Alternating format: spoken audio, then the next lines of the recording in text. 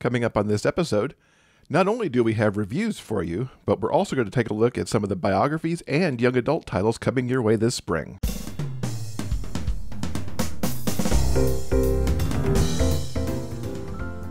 Welcome to episode 365 of the Big Gay Fiction Podcast, the show for avid readers and passionate fans of gay romance fiction. I'm Will, and with me, as always, is my co-host and husband, Jeff. Hello, Rainbow Romance readers. It's great to have you back with us.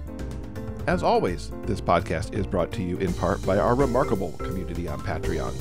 If you'd like more information about what we offer to our patrons, simply go to patreon.com/biggayfictionpodcast. Now, before we get into recommendations and reviews, I want to take a moment to talk about something that's very important to us. We generally try to keep the show a place that's free of life stress.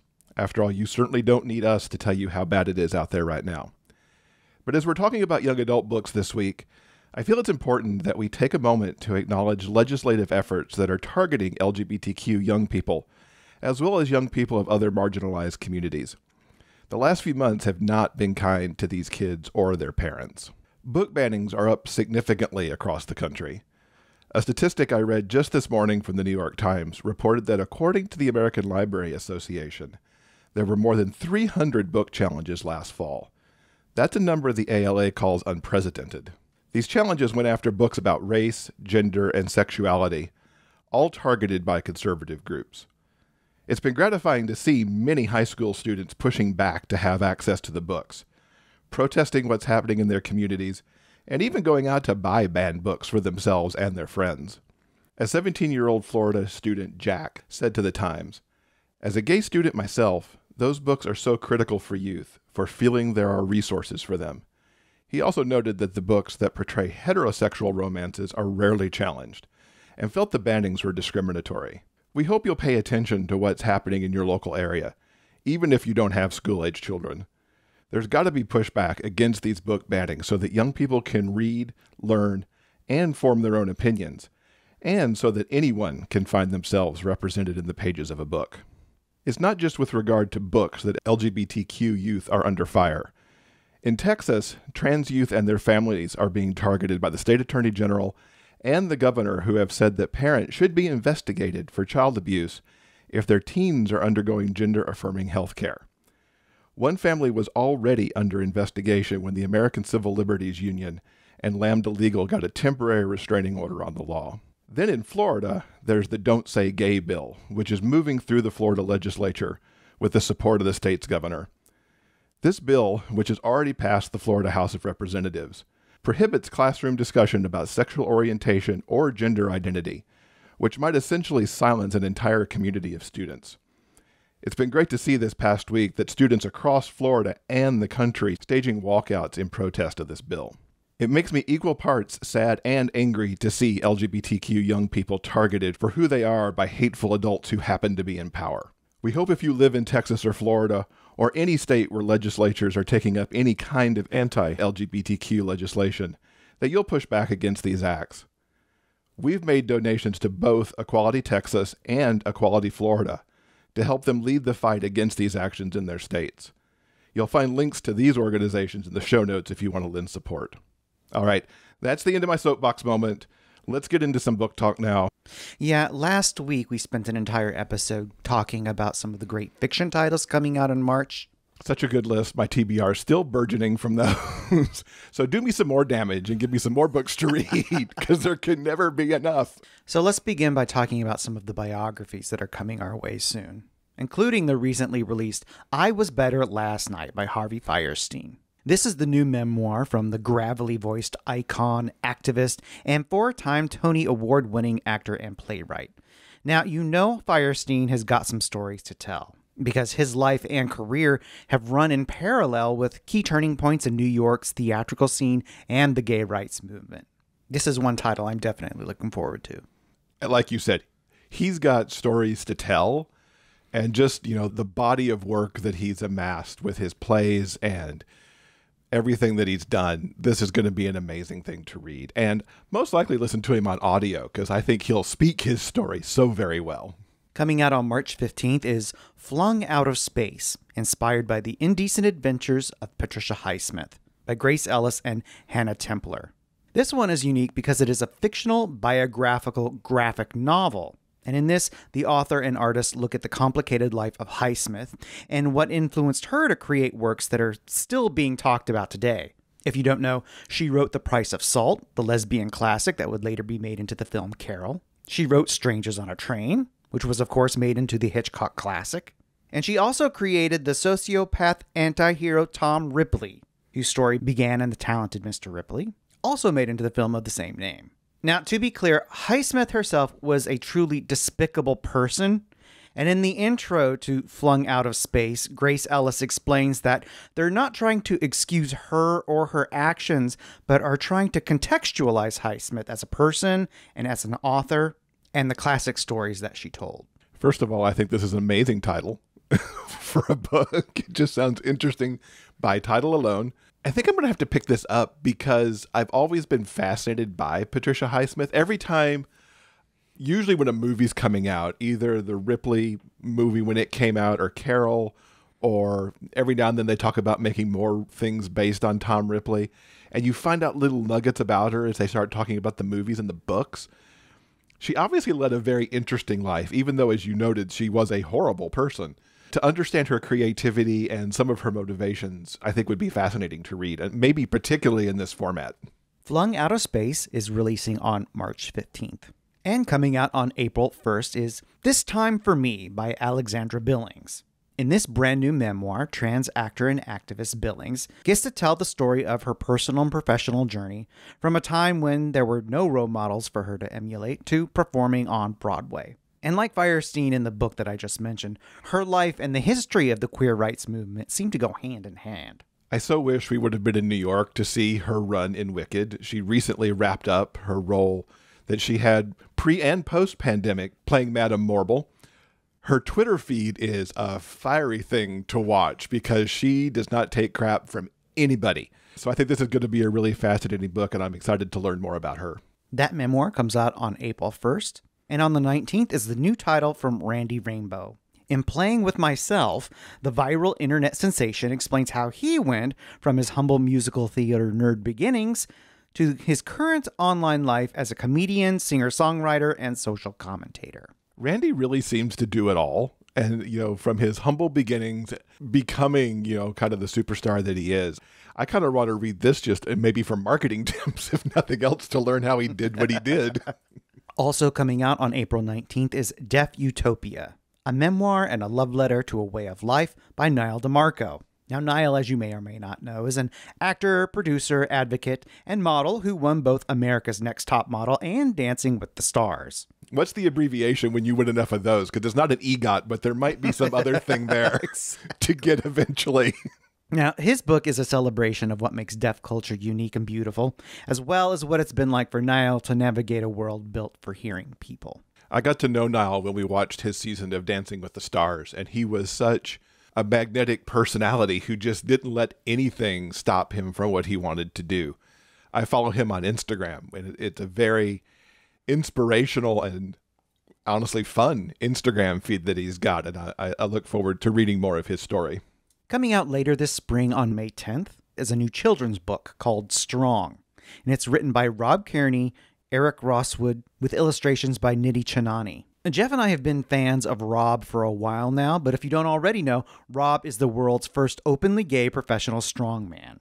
And this adorably illustrated kids book serves as part biography, part introduction to the sport of strongman, and part inspiration for kids to explore ways in which they themselves are uniquely strong. We got an advanced copy of the book. Like Will said, it is so ridiculously cute. The opening title page is Rob pulling a fire engine, which if you don't know strongman competition, there's always something ginormous that they're pulling. Could be a fire engine, could be a train locomotive, could be a plane. It's a very cute illustration. And this book really carries such wonderful messages about truly being able to be yourself and how your life can open up when you are able to be yourself. It's so good. Can't wait for everybody to see that coming out. Strong releases on May 10th, and coming out just 1 week later is another sports memoir. This one by Tom Daley, called Coming Up for Air.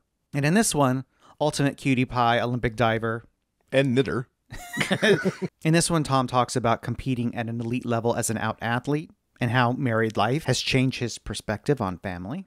The blurb for this one says, Coming Up for Air offers an intimate window into the life and mindset of an athlete and advocate who has left an indelible imprint on sports. I think Tom's going to have a very interesting perspective on things because he's certainly had an interesting trajectory, having already been an Olympic diver and then coming out and getting together with Dustin Lance Black and, moving on into the most recent Olympics, depending on how far this book goes into current times.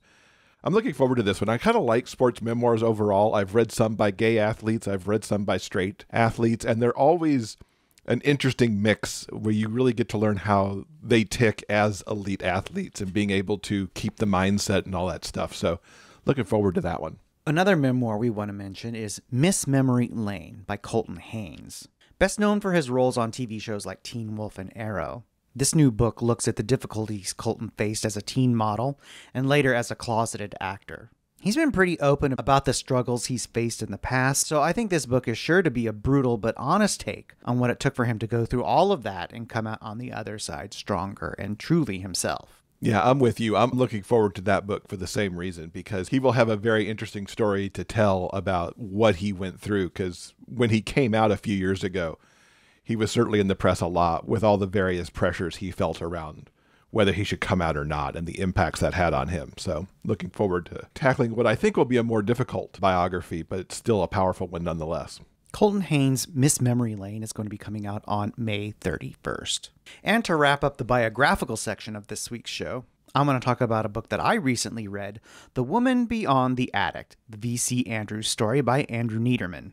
And if there's any author who could tell the complete and unabridged story of Virginia's life, it's Nederman. He's the guy who's been writing under the Andrews name since her death in 1986. V.C. Andrews was a fascinating, creative powerhouse, and this book tells the complete story of her life. And it also dispels some long-held misconceptions, one of those being the extent of her personal disability. Back when Flowers in the Attic became a runaway bestseller, there was an article that ran in People magazine that painted an incredibly unflattering portrait of her. A withered old crone, locked away in a dilapidated mansion, pecking away at a typewriter, writing her controversial family stories. It genuinely pissed her off and made her distrustful of the press for the rest of her career. Though she understood that talking to reporters was an important part of the promotion of her books, a lot of times when it came to the questions of her health, she would either downplay or dodge those questions, and sometimes she would even wildly exaggerate just to fuck with them. Good for her. But this unfortunately led to decades of misunderstanding of why Virginia herself spent her adult life in a wheelchair. This book helps clear up any of those lingering questions. It also answers whether any of Virginia's books were based on personal experience. Primarily, there's always been great curiosity about the relationship between Virginia and her mother, who served as her primary caretaker. This book also makes sure that it is understood that while she and her mother had a complicated relationship, her books were in fact 100% fiction. I really love this biography, and I'm glad that the world gets to know a little bit more about this amazing creative woman. If you are a fan of V.C. Andrews and her books, and are a true completist, you'll most definitely want to pick this book up because it also contains the only incomplete manuscript that before now has gone unpublished. The book she was working on at the time of her death, called The Obsessed, is printed here in its entirety. Unfortunately, just a few short chapters, but still very much indicative of the kind of stories that she loved to tell. Now, if you're interested in The Woman Beyond the Attic, or any of the other biographies on this week's list, be sure to check out our show notes page at biggayfictionpodcast.com. We will have all the links there for every single thing you could possibly want to click related to what we're talking about in the show this week. So in addition to some wonderful biographies, there are a ton of great young adult titles coming out this spring. And we wanted to take a moment to talk about a few of them, some that you just might want to add to your TBR. Coming out on March 8th is All That's Left in the World by Erik J. Brown. In this one, when Andrew and Jamie meet, they decide to navigate the hostile post-apocalyptic landscape together. The road ahead of them is long, and to survive, they'll have to rid themselves of secrets, face the consequences of their actions, and find the courage to fight for the future they want together in this queer YA adventure romance from debut author Brown. Yeah, just give that to me. I mean, the blurb is so simple, but coming together, face the adversity of the post-apocalyptic thing. Absolutely. Bring it on. I'm here for it. I might have already pre-ordered it. I think it's going to be interesting to see how authors tackle these particular themes. I think dystopian and post-apoc fiction pre-pandemic is going to be a very different thing to anything that's been written after the last few years that we've all experienced. Yeah, I think we tread closer to post-apocalyptic more and more every single day. There could be some interesting differences here, and depending on when this was written, we could start to see some of those changes start to creep into this book. Erik J. Brown's debut comes out on March 8th, and on the same day is the new title by Stephen Salvatore. It's called And They Lived.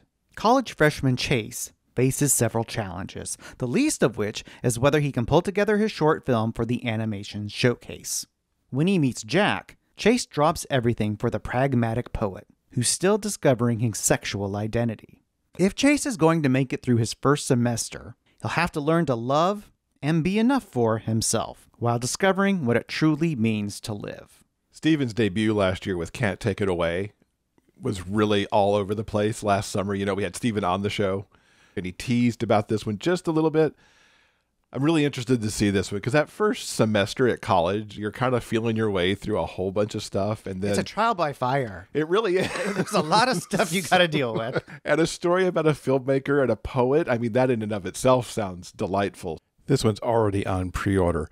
And for this one, audio too, because Kurt Graves is doing the audio book. So between the story and Kurt's narration, it was a must-have.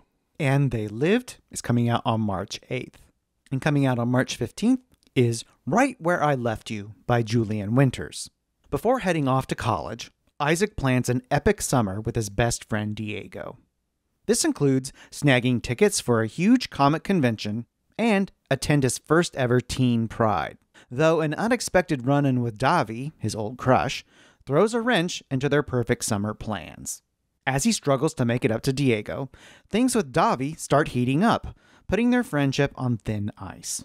Isaac assumes he's upset about missing the convention, but could Diego have other reasons for avoiding Isaac?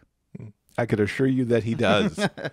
Everybody, this book's amazing, and I'll actually be talking about it with an advanced review coming up later in the show, so just hang on for that. Coming out on March 22nd is Kiss and Tell by Adib Khorram. Hunter is the only gay member of the band Kiss and Tell, and everyone expects him to play the perfect queer role model for teens, though Hunter isn't really sure what being the perfect queer kid even means. When his label finds out about Hunter and Kevon, the drummer for the band opening for Kiss and Tell, it spells trouble for their relationship, for the perfect gay boy he plays for the cameras, and most importantly, for Hunter himself. Of course, Adib is best known for the Darius the Great books. I'm excited to see about this one. Having read If This Gets Out about a band dealing with people coming out in its ranks, and liking that book so much, I'm super excited to read another one that kind of deals with the same kind of dynamics. You can find Kiss and Tell online and your favorite bookstore on March 22nd. On March 29th comes another post-apoc adventure, Survive the Dome by Kosoko Jackson. Jamal, an aspiring journalist, packs up his camera and heads to Baltimore to document a rally protesting police brutality. But the city implements a new safety protocol, the Dome. No one can get in and no one can get out. Jamal doesn't know where to turn until he meets hacker Marco, who knows more than he lets on, and Catherine, whose parents helped build the initial plans for the Dome. The city is corrupt from the inside out, and it's going to take everything they have to survive. It's been quite the 2022 for Kosoko, having released the rom-com I'm So Not Over You, and now releasing a post-apocalyptic young adult book within a couple months of each other. Way to go, man. That's awesome. And I really want to read this one. First of all, one of my favorite Stephen King books is The Dome, which involves this dome dropping over a city. Wasn't something the government had done, but it was its own thing. So I'm interested to see this take on the dome. And a journalist and a hacker, I mean, that's right in my lane. So I'm definitely wanting to read that one.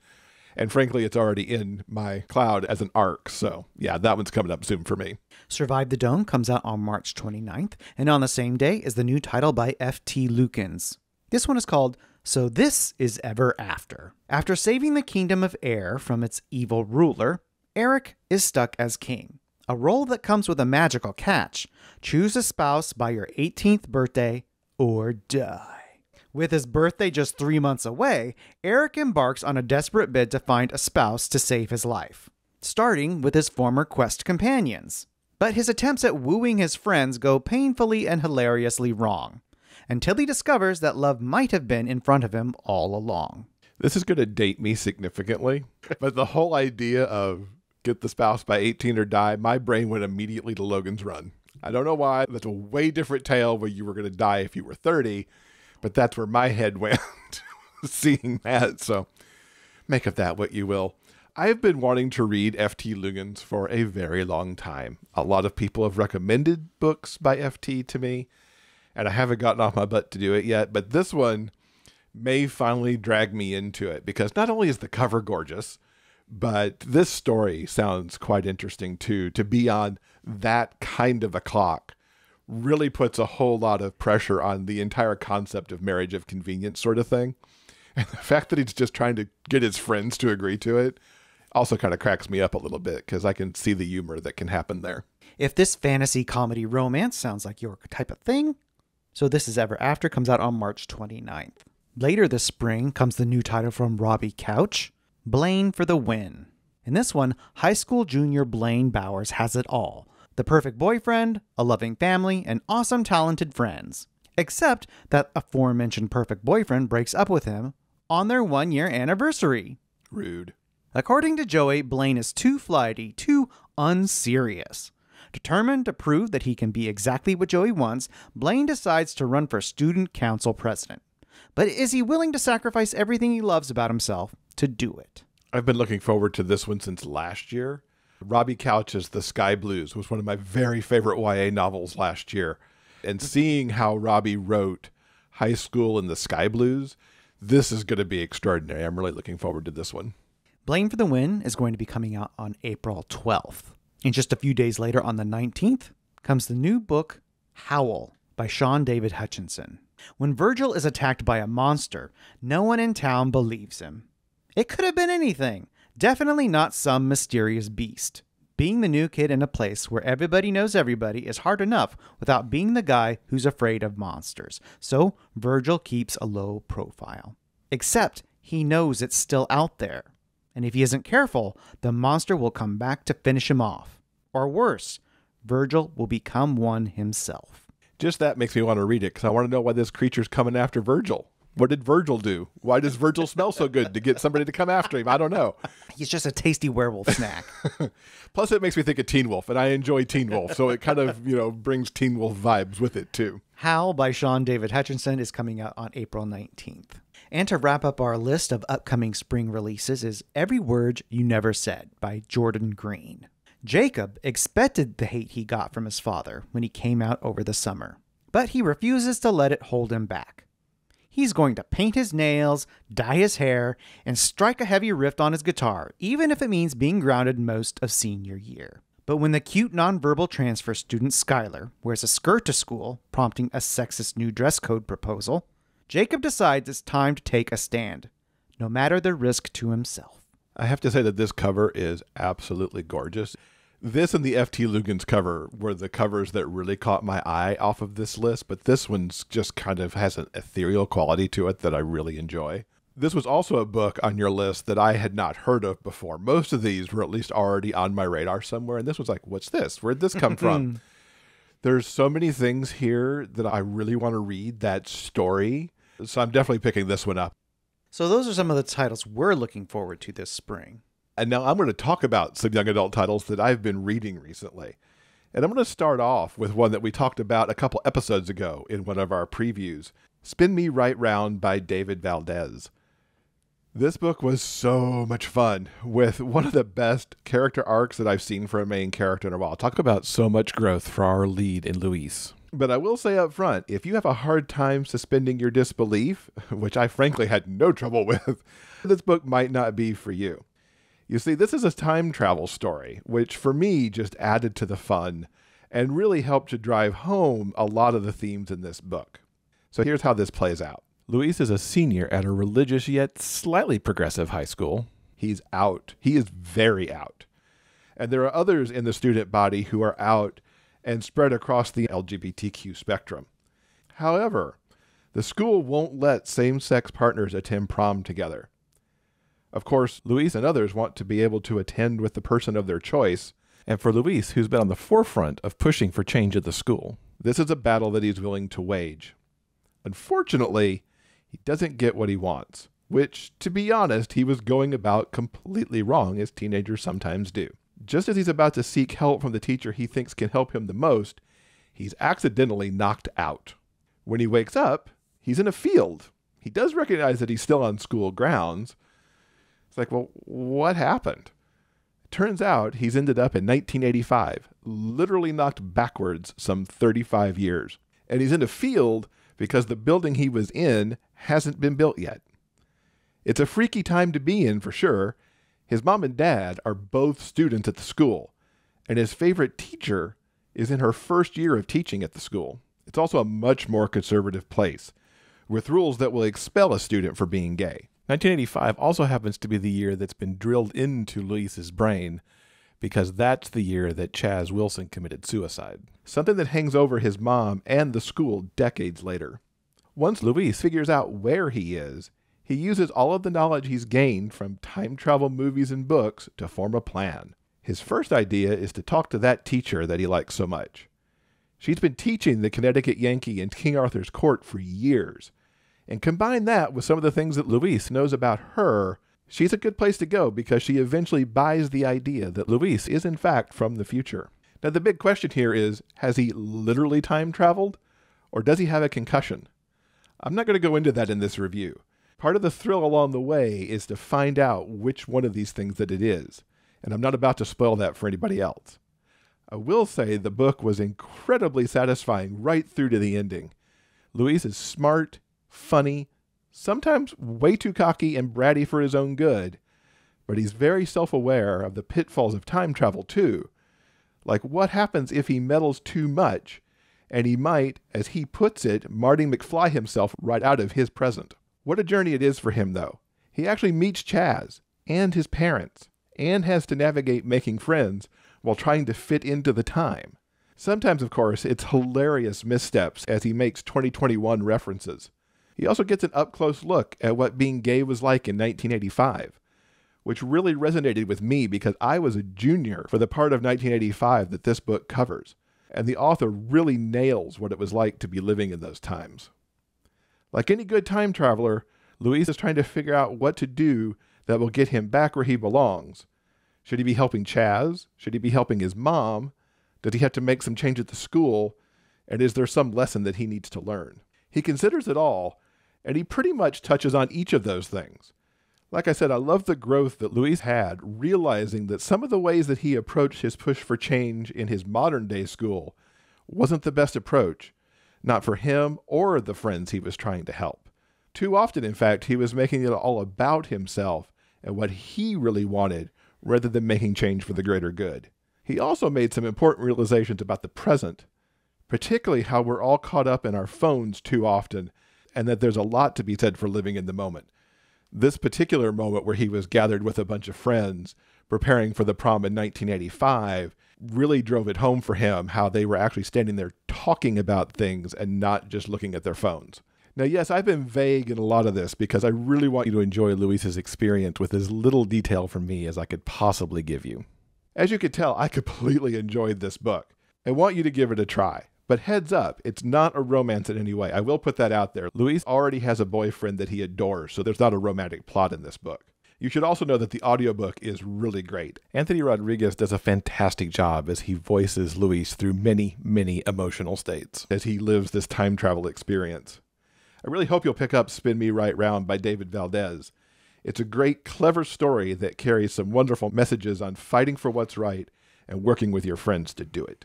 Now let's talk about that Julian Winters book. Longtime listeners know that I'm a huge fan of Julian's. Since Running with Lions came out in the summer of 2018, I am eager to get the latest from him because he writes some of the very best queer young adult characters. The summers of 2019 and 2020 brought more of his incredible characters into my world. And now after a nearly 2-year gap, which felt so very long between Julian Winters stories, I've been introduced to Isaac Martin, and Julian has yet again rocked my world with Right Here Where I Left You, which, as Will mentioned earlier, comes out on March 15th. Julian's magic happens because he creates such vivid, complex characters, people who could easily be your next-door neighbor, and then he lets you in on what makes them tick. Most importantly, they're all so relatable, because with his characters, no matter who they are, we always find a little bit of ourselves in them. Right Here Where I Left You takes place over a summer. It's the last one before Isaac and his best friend Diego embark on the next phase of their lives. For Isaac, it's about going away to college, while Diego is going to take a gap year to see if he can make something out of his love of video games. He really wants to be a game designer. Isaac and Diego are planning an epic summer, which of course, because it has to, goes very, very wrong early in the book. The summer hinges on 2 events: going to a big comic book convention where they each have someone that they desperately want to see, and going to their first Pride. Now, getting these tickets to the con is like trying to get tickets to Hamilton. There's a lottery, a lot of instructions, and if you don't act fast, you're going to lose out. And Isaac messed up big time. He got distracted by a boy, Davi, who's a hockey player from his school that he knows and is a crush, but has never really given him the time of day before. Until that crucial moment before it was time to get those con tickets. Isaac is shattered. He wants to see the creators of the Disaster Academy, which is his favorite comic book. And that comic book is actually hinting very slowly over several issues that 2 of the guys, Charm and Reverb, might actually have feelings for one another. Isaac wants to ask the question on if they're going to become a couple or not to the creators who are going to be at the convention. For Diego, it's a chance to meet one of his heroes in the game creation world, and that might help chart his course for his gap year. Of course, Isaac doesn't immediately say that it was a boy that took his eye off the prize of the con tickets, and things aren't exactly right between Isaac and Diego either, especially as the triangle begins to form between Isaac, Diego, and Davi, both in terms of friendships and possibly more. Now, there's a lot of history between Isaac and Diego. They've known each other literally forever and been there for each other through just about everything. They're very unsure of what happens when they start being apart as Isaac leaves town to go to school. They also don't know how to navigate the disruption that is Davi. Plus, there are more people starting to come into their friend group, as suddenly more people seem to be flocking around Diego. They eventually all call themselves the Six, which is super cute, but all of this is very difficult for Isaac because he is such an introvert. Now, Isaac is really incredible. He's introverted, he's geeky, he is super into taking care of the people close to him, while at the same time really amazing at harboring huge grudges. For example, his older brother Iggy and their dad are absolutely not his favorite people. After Dad left the family, and Iggy seemed to take their dad's side in all of it, even as their mom was falling apart from the separation. Isaac is very much Team Mom, as is his sister, who in fact is about to make Isaac an uncle. Family is a huge part of this story, and Isaac comes to understand so much more about his family dynamics and what he wasn't paying attention to while he held that grudge. In true Julian Winters fashion, his characters grow and learn so much about themselves, which of course all reflects back on the reader, as we might take stock on our own worldview. One of the things that really struck me here is how important the relationship between Charm and Reverb in the comics was to Isaac, and what it was like for him to see himself, a queer boy of color, in those pages. Isaac wants that relationship to happen with his superhero favorites, because he wants a relationship too, and he wants to see it in his comics. It's a very poignant part of the story that's intensified all the more as Isaac sorts out his relationship to Diego and Davi. I've got to call out Julian's supporting cast here as well. Diego's parents are really awesome, even as they navigate his choice about college and not going. Isaac's family is dysfunctional, but also wonderful as Isaac really sorts out what is happening with all of them. And wow, that friend group, the Six, a diversely incredible group that is really everything Isaac needed to help him get through the summer and beyond, even if he didn't realize it when he first met them all. It can be a challenge to have such a large cast and to feel like you know them as a reader. Julian makes that so easy, and frankly, I want more stories about every single one of these people, so there's a lot of sequels he could write if he wants to. This book has absolutely everything, and the way things sorted out between Isaac and Davi and Diego was so perfect. I laughed, I cried, frankly, more than a little bit, because Julian does that to me. I cheered for Isaac, and yet there were also times I wanted to shake him so that he would see what was happening right in front of him. You should absolutely have Right Where I Left You on your spring reading list, because Julian Winters has delivered excellence once again. And from a book about a comic book fan to a comic that I'm actually reading right now. Back in December in episode 350, I talked about Superman, Son of Kal-El, which I had started reading because in this series, Superman falls for a guy and kisses him in the 5th issue of the series. I've continued on, which is now up to issue 8, and also includes an annual where Lex Luthor entered into the story. I continue to love what the Superman team, led by Tom Taylor, are doing with this story, and how they're balancing the action with the still budding romance. Superman continues to struggle against the threat posed by the president of Gomorrah, who has essentially built his own superheroes to replace Superman in the Justice League. A recent confrontation with a huge sea creature, which is mistaken for a monster bent on destruction, has really left Superman, also known as John Kent, shaken because he's not sure that he did the right thing with the choices that he made in that situation. At the same time, John is fighting for right even when he's not Superman, as he begins to work alongside his boyfriend. Can we truly call him that at this point? I don't think they've said that to each other, but frankly, I think they're boyfriends at this point. Jay is actually part of a group and runs a group called The Truth. It's a group whose purpose is to uncover corruption, shine light on things like climate change, fake news, and honestly, all of the sorts of things that might sound exactly like what we're facing in our real world. And it's true. As I mentioned in my first review about this back in December, the issues in Superman's world are very much aligned to what's happening now for us. That might cause you to think twice about reading it, but I find it actually kind of calming here because I know Superman's got this, at least in the world of the comics. Plus, he's got a boyfriend, and I am there for their glances at each other and their kissing. And yes, there's been more kissing since issue 5. It was not a one-time thing. The artists are doing such an amazing job with the looks that they give each other. It's really just amazing. I'm also loving the guest cast that keeps showing up. Superman got an assist from Jackson Hyde, who is actually the current Aquaman. Batman's making appearances alongside other members of the Justice League, because Batman, believe it or not, is one of the people helping to look out for John while Clark is off-world. We've even got a crossover in progress right now. The story went from Superman number 8 over to Nightwing 89, because John went to talk to Dick Grayson about the events with the sea creature and to get some advice. Seeing the history between Dick and John was so awesome, tracking back to when John was a kid, first discovering he had powers. It's cool how Dick's story now intersects with John's and Jay's as the evil forces of Gomorrah start going after the heroes. I'm super eager for Superman number 9, which comes out this week. So if you want some superhero action with a wonderful dose of romance right along with it, I continue to recommend the Superman Son of Kal-El series. It's really some great storytelling. This episode's transcript has been brought to you by our community on Patreon.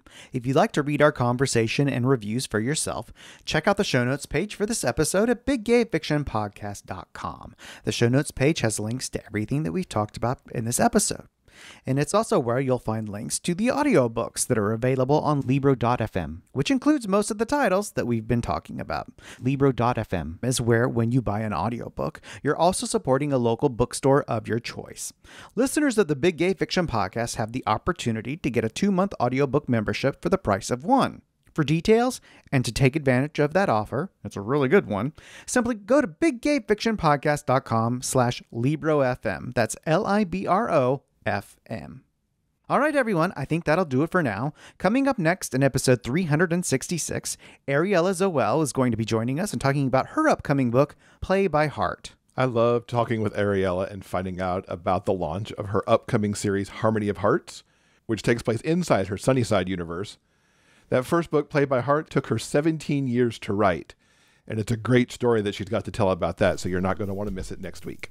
On behalf of Jeff and myself, we want to thank you so much for listening, and we hope that you'll join us again soon for more discussions about the kind of stories that we all love, the big gay fiction kind. Until then, keep turning those pages and keep reading. Big Gay Fiction Podcast is part of the Frolic Podcast Network.